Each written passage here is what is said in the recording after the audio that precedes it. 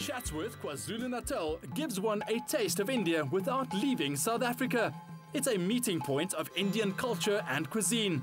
With the iconic Hare Krishna temple, local markets and sari stores, it's bustling with things to explore. Devin, I think if there's anyone to ask about this beautiful place called Chatsworth, you're the man. You've even edited a book about the history of the place.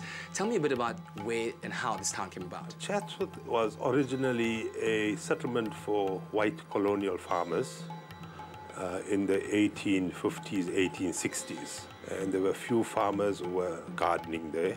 And when the Indians had completed their indentureship and did not want to go back to India, they had to have some kind of vocation. So some of them took to working for those white farmers, and others bought little farms and started gardening.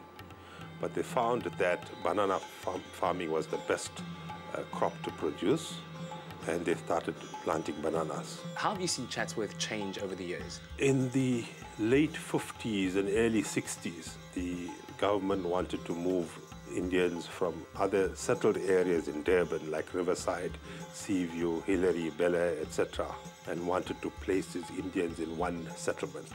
And 50 years later, we have a small town called Chatsworth. I'm here at one of the most visited sites in the Durban region. This is a Hare Krishna temple, and it's called the Temple of Understanding. It's an awe-inspiring marvel of ancient India's cultural heritage. This temple is the biggest of its kind in Africa.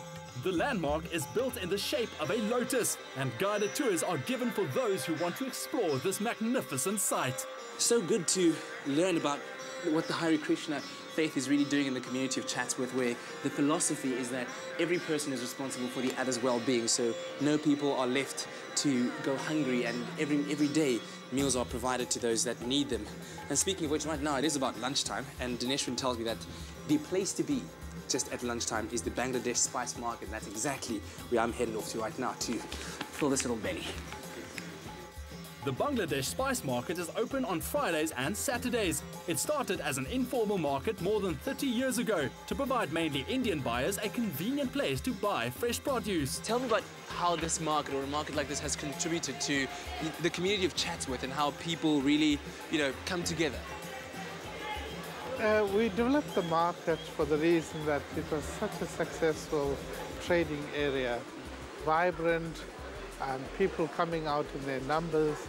But more than that, it was such a service to the community because it provided all of their needs. And as such, you get the most exotic vegetables here, good quality stuff like you saw, and therefore we decided to build.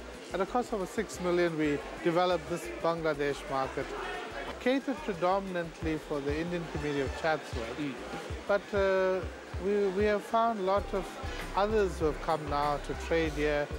It's your one-stop shop. You can come here, and certainly it's about the freshness of the product. Indeed, lots of freshness, lots of goodness here. For traditional Indian dress, the Sari shop has been operating for 80 years. The store has become a renowned establishment in Chatsworth and sells some stunning saris and accessories. So I understand that this has been in your family for quite some time. Yes, we've been trading already for about 80 years.